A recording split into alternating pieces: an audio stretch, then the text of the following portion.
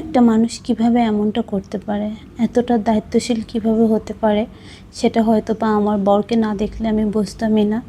যাই হোক, যারা আমাদের প্রিভিয়াস ভিডিওটা দেখেছেন তারা দেখবেন যে আমরা কিন্তু আগের দিনে একটা টুল কেনার জন্য পান্থপথ গিয়েছিলাম, বাট টুলটা কোনো কারণে কেনা হয় নাই। সে এটা ভুলে যায় নাই, সে তার মাথায় রেখেছে যে আমি একটা টুল কিনতে চেয়েছিলাম।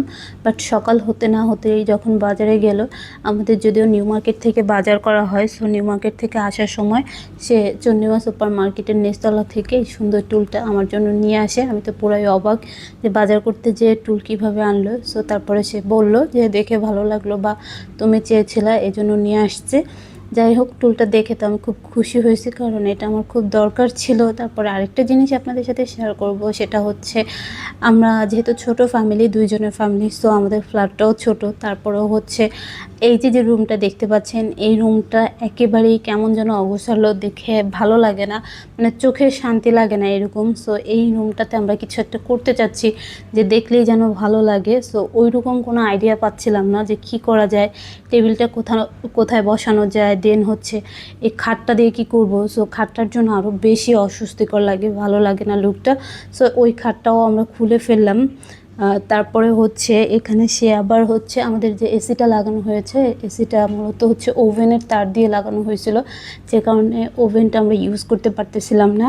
তারপরে সে আবার নিউ মার্কেট থেকে তার কিনে এনে দেন হচ্ছে ওখানে যেহেতু যথেষ্ট তার ছিল না, আবার তার কিনে এনে তারটা এখানে সুন্দর করে জয়েন্ট করে দিল, যেহেতু ওভেনটা ইউজ করতে পারতেছিলাম না এই জন্য।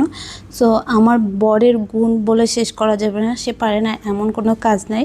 একটা কথা আছে যে জুতা সেলাই থেকে চণ্ডীপাঠ অবধি সে সবই পারে, মানে এমন কোনো কাজ নাই যে সে পারে না। বাট আমি কখনো কোনো কাজে বলছি এবং সে বলছে এটা পারি না বা এটা পারবো না, এমন কখনোই হয় নাই। আর তাছাড়া তাকে আমার বলতে হয় না, সে এমনিতেই কাজ করে। সে মানে অলস বসে থাকতে পছন্দ করে না, সে বাসায় থাকলেও সে কাজ করে, সে যেখানে যায় সেখানে যেই কাজ করে। দেখা যায় আমাদের গ্রামের বাড়িতে যেও কিন্তু সে অনেক কাজ করে দিয়ে আসছে। সো মানে সে এরকমই, তার স্বভাবটা এরকম, বসে থাকতে সে পছন্দ করে না।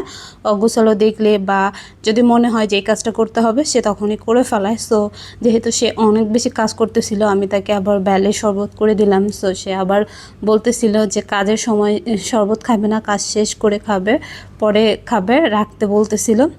পরে খাইছে। তারপরে দিন হচ্ছে সে আর আমি একসাথেই কাজ করতেছিলাম। সেদিন অনেক কাজ ছিল, কাজ করতে করতে আমরা টায়ার্ড হয়ে যাই এবং অনেক রাত হয়ে যায়। তো রাতে যেহেতু অনেক কাজ ছিল এই জন্য হচ্ছে আর রান্না করতে পারি নাই। তারপরে সে বলল আচ্ছা আজকে রান্না করতে হবে না, চলো আমরা স্টার কাবাব থেকে খেয়ে আসি।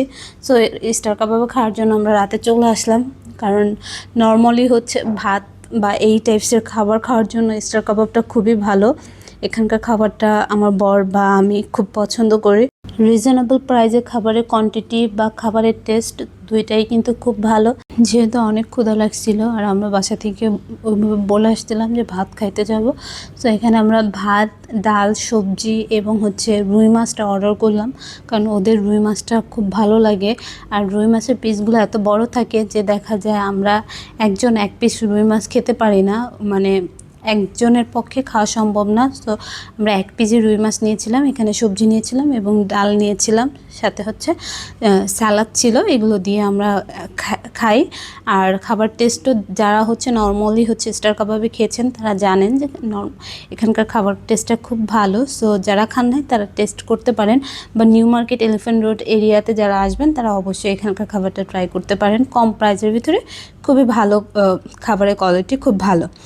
খাবার শেষ করে আমরা হচ্ছে চা খাবো না এমনটা তো হয় না, বিকজ আমি হচ্ছে একটু চা লাভার, যেখানে যাই সেখানে যেয়ে চা খাইতে খুব ভালো লাগে। আর খাবার শেষে তো আরও একটু বেশি ভালো লাগে চাটা খাইতে। সো আমার বর কিন্তু ওইভাবে চা খাইতে পছন্দ করে না, ও কোনো নেশা জাতীয় খাবার বা চা, কফি, কোক এই ধরনের কিছুই খায় না।